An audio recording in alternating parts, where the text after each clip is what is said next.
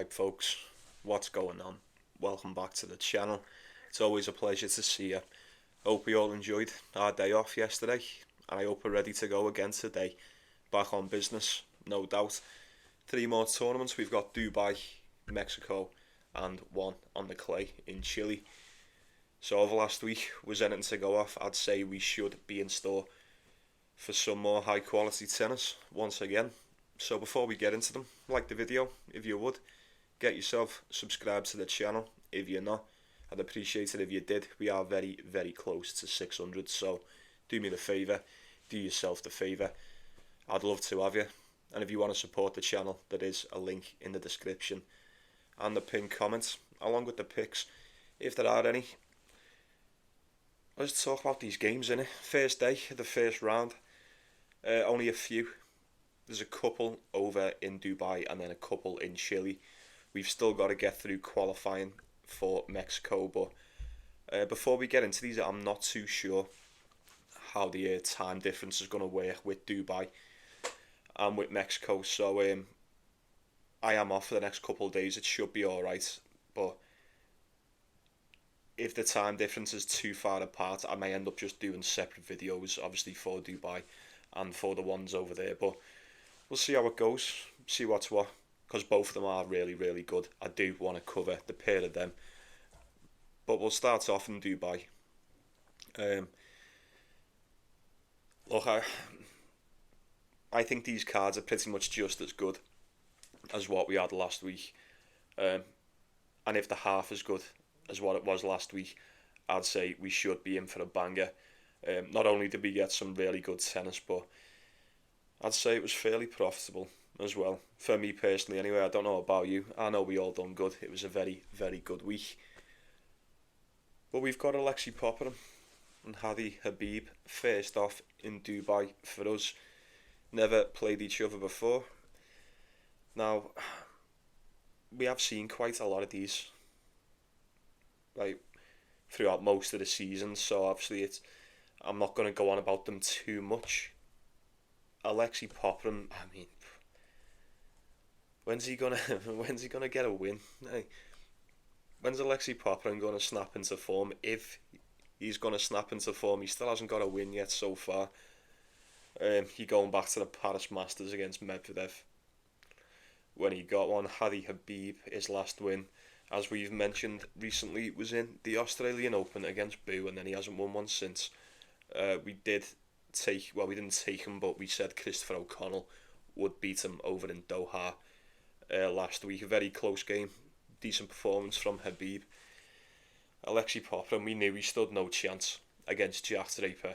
We knew he stood no chance, and speaking of Jack Draper, I'm pretty sure he's pulled out of this tournament, and how good did he play last week, folks? I'm very, very proud of him. Don't know what happened in that final set. Fair play to Rublev, he was fucking unbelievable all week. Unbelievable. I'm very, very excited to see what Rublev's going to do going forward. But back to Alexei Popyrin, yeah, he should bang out of form. Bang out of form. If there was ever a time where you'd say Alexei Popyrin's been given, I'm not going to say a layup because Habib's quite good, but you have to admit at this level, he probably shouldn't be beating Alexei Popyrin. Hey, look, if Popyrin gets beat this game, then we know for certain something is seriously wrong. But he's 1.3 on the decimal. Come on. If there's ever a time, like I said, for him to just get at least a win, I'm not saying start turning the tide and start winning loads, but 1, 2, 3, 4, 5, no wins in your last 5. Alright, he's played Jack Draper, Lehechka, Corentin Moutet, Arnaldi, Kachanov. That's going back to October last year. Should have won some of them. Still can't believe he didn't beat Matteo Arnaldi in Brisbane. And then I still can't believe more so he got beat by Corentin Moutet in the Australian Open. I can't trust Alexei Popyrin at the moment, and I don't imagine you can either, but I expect nothing more than a win for him, especially in this spot. I mean, come on, there is levels. We know how good he can be. I always go back to last summer Alexei Popyrin in the Masters was fucking fantastic. And I feel like even if he can just recapture, I'd say even 50% of the form he had last summer, he should be able to get it done against Hadi Habib. But you have to admit it hasn't been looking good for him as of late. That last set we seen against Jack Taripo when it went to the tiebreaker, I said it after the match and I'll say it again just for the sake of this one. Probably the best set of tennis I've seen from Popyrin all year. So maybe he's slowly coming back into himself. I'm not so sure. He should definitely get it done against Hadi Habib though, if you'd ask me. But we'll move on to Fabio Madison, Roberto Batista Agut, head to head, one apiece. Getting Fabio Madison around 1.7, only a slight favourite. And I'd have to agree with that. On the current day, Batista Agut, he still hasn't won a game all season. Although it was anything but easy, we knew Zizou Bergs was going to beat him last time out. And Zizou Bergs barely beat him as well. He was rather depleted. He needs to get a win, doesn't he? Like, Batista Agut, it's not long before you go in. It's not going to be like months and months. He'll get one.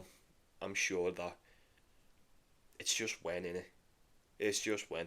Fabio Madison, Mr. 50-50 strikes again. The one thing about being a 50-50 player, it's just Fabio Madison has won the first round of all the tournaments that he's been in this season, so I would imagine he gets this one done. At this point in both of their careers, you would have to fancy Fabio Madison, even though as inconsistent as he can be.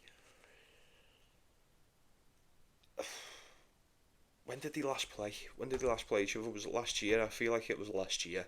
Let me just double check. Last year in Hong Kong, right, so early last year, around this time last year, Batista Agut straight sets 6-2, 6-3, and then Madison the year before that over on the indoor hard court in Sofia. You have to admit, like, a lot has changed for the pair of these since Hong Kong last year. I don't think Batista Agut has gotten any better. I don't see him getting any better as well. It's a rough one for him. Because even against Zizou Bergs, you see flashes of what he's capable of. But I don't know. He seems to be sleepwalking towards the crossroads, in my opinion. El Chapo, Benjamin Bonzi, Davidovich Fokina, El Chapo again, Pedro Martinez. He got battered by Pedro Martinez in Rotterdam. And then the loss to Zizou Bergs. He's won one set since October last year. Yeah, it's not looking good. I can't trust that.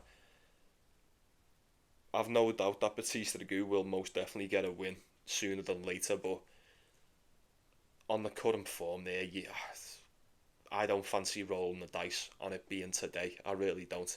Fabio Madison, I feel like he's got more than enough to beat this version of Roberto Batista Agut. I mean, we pretty much go back to the start of the season with Madison. We go back to the loss against Shank in the quarterfinals of Hong Kong. There's a loss.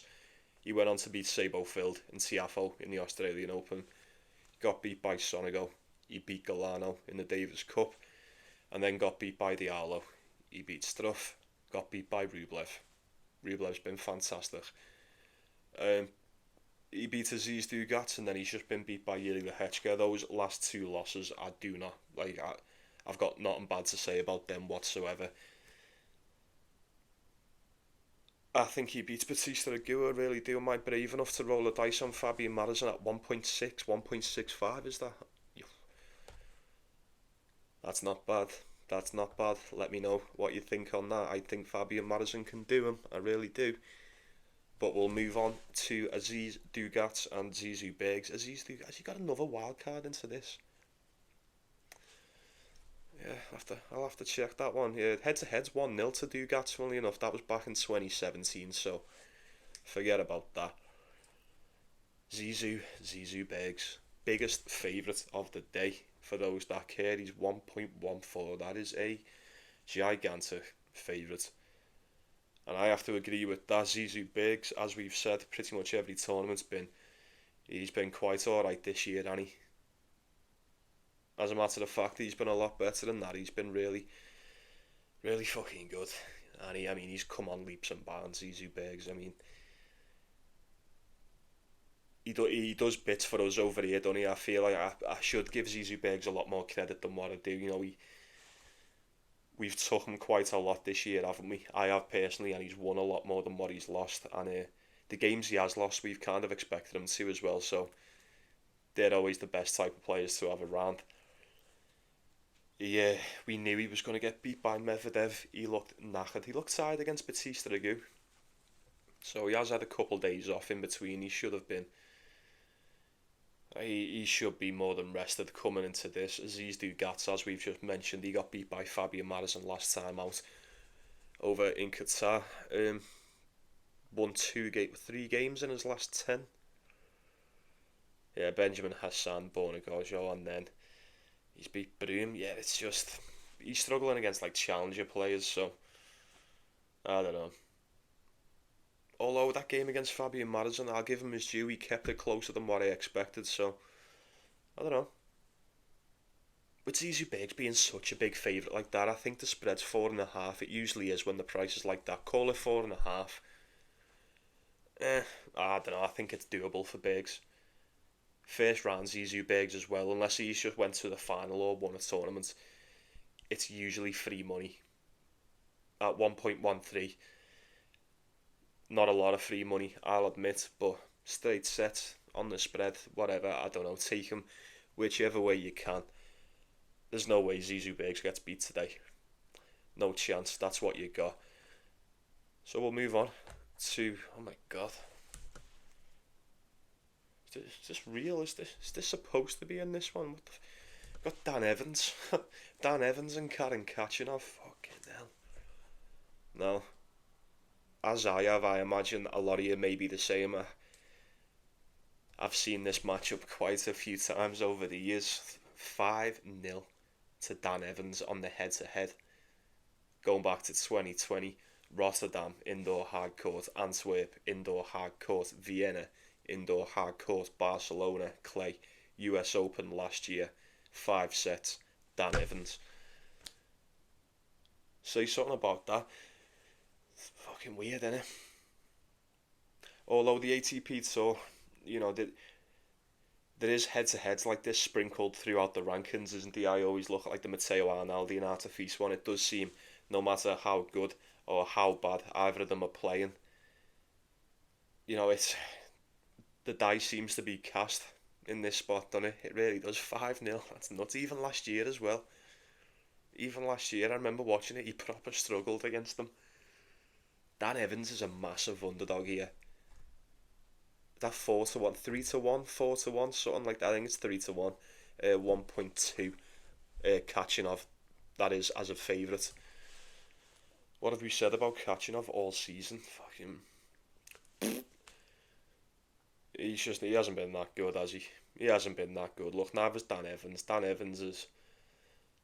I was going to say Dan Evans has been bang out of form for quite some time now, but is that fair to say? Maybe this is just the level that Dan Evans is at now. I don't know. I don't know. He's won 3 of his last 10. All on the challenge. He seems to just reside on the challenger now, doesn't he? And even on the challenger, he seems to be struggling quite some. So I don't know. Karen Kachanov. The fact that he's tried 5 times and he's been beat all of them. You pair that with the fact that how bang out of form Kachanov currently is as well. That's excuse me. That's a fact. He's still a huge favourite, second biggest favourite, slightly just behind Zizou Bergs. He probably should get this one done. But I say this about pretty much every Kachanov game. That game against Medvedev, he should have won it. Probably should have won it. Took the first set and just couldn't see it out. Shat the bed, lost the game. Beat by Medvedev, badly beaten by Medvedev the match before that in straight sets, and then Australian Open, Alex Michelsen, 3-0. Fucking or 3-love if you're a proper tennis tap. But yeah, it's not looking good, man. It's not looking good. These need to get on whatever Rublev's doing. They really do. Medvedev and Kachanov, that is, but I don't know. I wouldn't go anywhere near Karen Kachanov at that price. I really wouldn't. I need to see a lot more for me to be taking him at that price, even against an opponent like Dan Evans. But like I've just said, Dan Evans isn't playing that well on the Challenger Tour. But would you be surprised to see fucking Karen Kachanov lose this game somehow tomorrow? Probably not. Look at Dan Evans on the spread, but I wouldn't be stupid. I'd just stay far away from that. And then two more, probably the most interesting ones of the day, and then we'll touch on Chile and we'll wrap it up. Well. Got Stefanos Tsitsipas, Lorenzo Sonego head to head is 3-0 to Tsitsipas. We're getting him at around 1.6 as a favourite, so quite a fair favourite. I quite like that price for Tsitsipas, I'm not going to lie. Beat him in Rome 2023, that was the most recent time he played, and then you're going back to 2021, both on the hard court, Cincinnati and Miami to be precise. Stefanos Tsitsipas, like a lot of these top 10, top 20 players on the tour, are just really struggling to find the game at the moment. Just said it about Kachanov, the exact same stands for Tsitsipas. I expect a lot more from Tsitsipas than what I do from Kachanov, let's put it that way. The game against Medjedovic, I mean, Medjedovic was just on something, weren't he? He's been on something this year, I don't know. I'm not like he's been on something illegal, but he's just been on a higher level than a lot more, and especially been playing at a higher level than a lot have expected him as, and probably a lot more than what we've all given credit for. And I know me personally, he was all fucked up against Tsitsipas and he still couldn't beat him. No, how did he lose that game?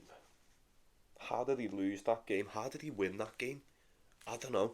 I'm still on the fence with that. I don't know what's more of an achievement in itself. But Tsitsipas, we've only seen him against Harold Mayo, which we knew he would win, and then he beat Alan Griekspoor after that. Matteo Bellucci dealt with him in straight sets, and then the Medjedovic game, Alex Michelsen, he really struggled against Michelsen in the Australian Open, and apart from that, that's been pretty much it. Yeah, I expected a lot more from Tsitsipas to start the year off, but I don't know, maybe he'll grow into it. Come clay season, he'll start pulling it back a little bit, I'm sure of that.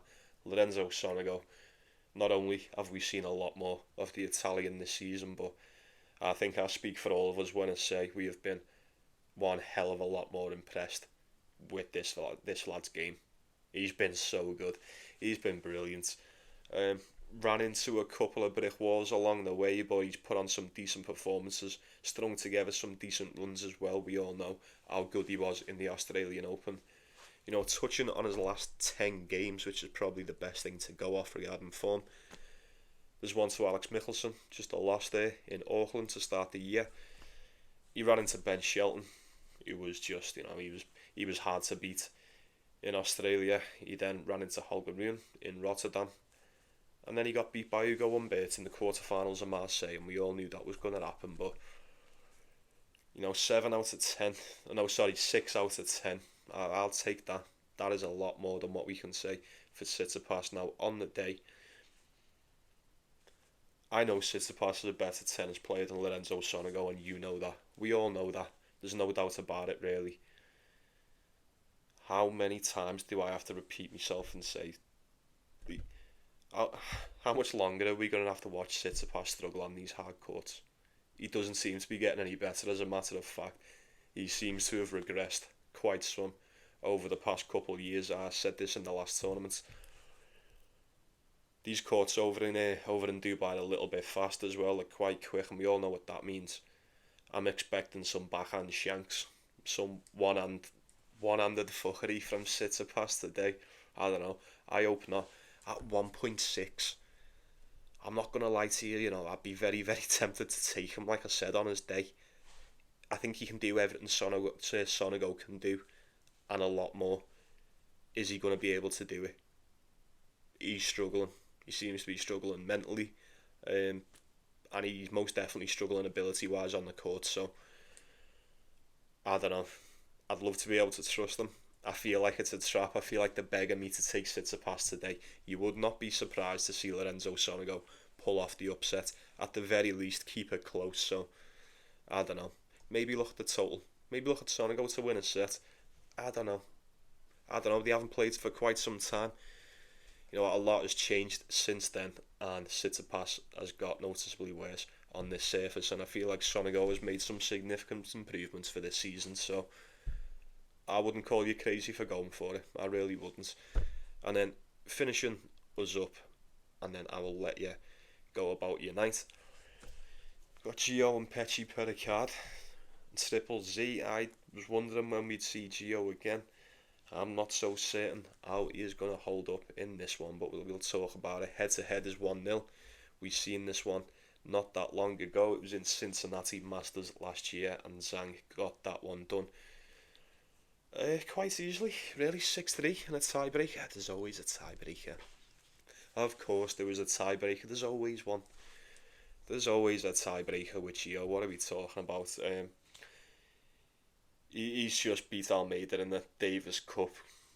Probably should be, especially at this point in his career, quite a routine win for Gio if he is the lad that we all expect him to be. Apart from the start of the year, you know, that tournament in Brisbane where, let's face it, him and Raleigh Pelka just saved the way through the entire field, didn't they? Until they bumped into each other and then he stood no chance, but that's all we've seen.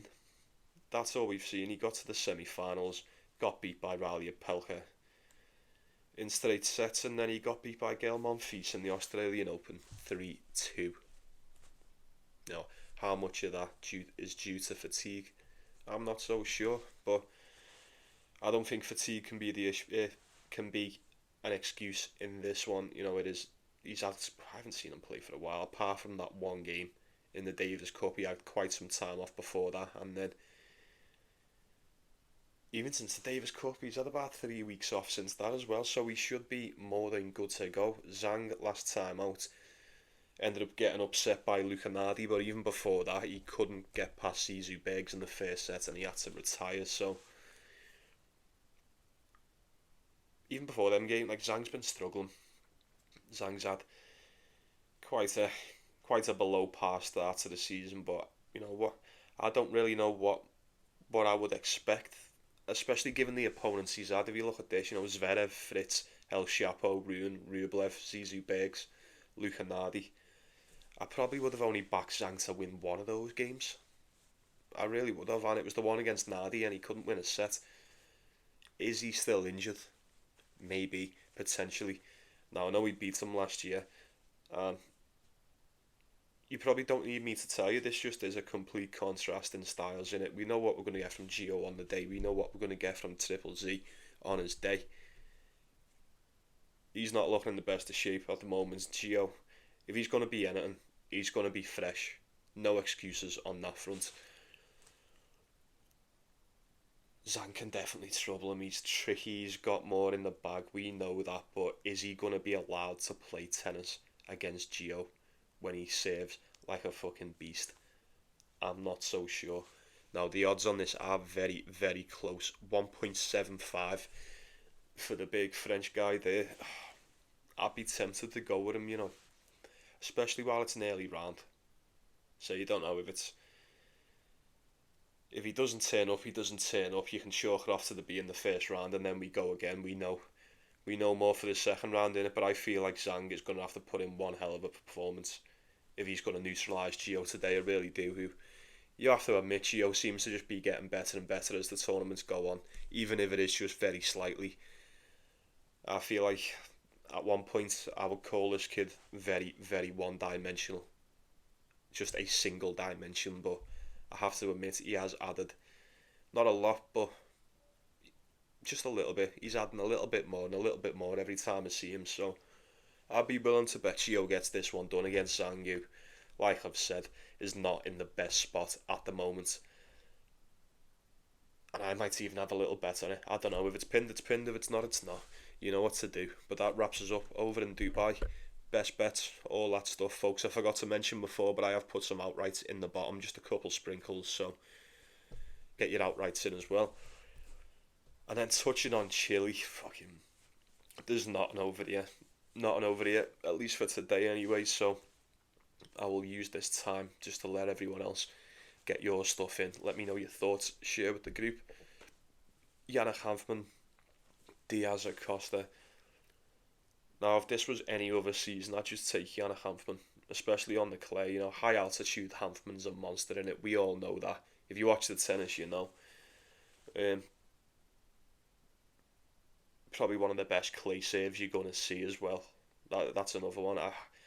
He is an underdog. He's beaten twice before, heads to heads 2-1. Like I said, I've got nothing for any of these. My main focus is going to be on the 500s. But if you've got anything, just fucking, like I said, get it all in, let it all out. I'd imagine Diaz Acosta just edges this one out. He could do with a win, especially after being a bit shit over in Argentina. I feel like the day of redemption is most definitely upon him. Laszlo Djere, and who the fuck's that? Who the fuck's that? Ignacio, I'll just say his Booze? Bussy? I don't know how to say his name. Yeah, that guy anyway. Laszlo Djere, I'll probably smoke him as well. I've never heard of this kid. Um, Gustavo Heidi, whatever. Sabo Field. Battle of the Brazilians. Now, this, you could probably say this is the birthplace of Thiago Sabo Field. I'm pretty sure he won this tournament in his breakout season. But now he is better than Gustavo Heidi. I know what he can do on his day. He just cannot he just cannot maintain a consistent level on the tour. Sabo Field, that is, so I just can't trust him. And then Christian Garin and Juan Pablo Fikovic, who cares? Juan Pablo, who gives a shit? Christian Garin probably does him. He's beaten once before, and he is a massive favourite once again. I say massive favourite, 1.35, so you know me, I'd call that the ideal parlay piece, but I do not trust Christian Garin, and I would not put a penny of my cash on this tournament, even if it did. Alright, very well then, folks. I'll be saying good night to you. Take it easy. Take care of yourself. Take care of one another. Like and subscribe. Like and subscribe. Let's try and get to 600 by the end of this week. See what we can do. Let's go get that cash again. Enjoy the tennis. See you tomorrow.